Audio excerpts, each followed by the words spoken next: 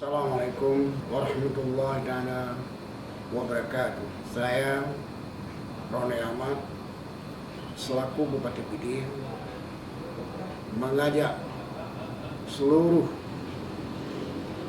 masyarakat Pidi untuk bersama-sama mencegah COVID-19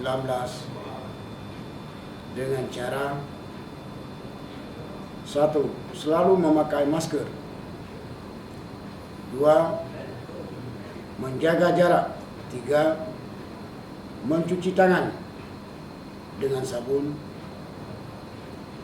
serta mematuhi seluruh protokol kesehatan yang telah ditetapkan oleh pemerintah.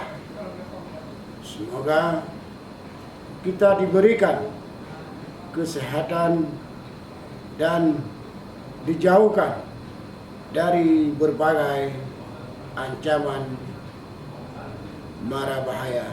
Amin ya rabbal alamin. Wassalamualaikum warahmatullahi wabarakatuh.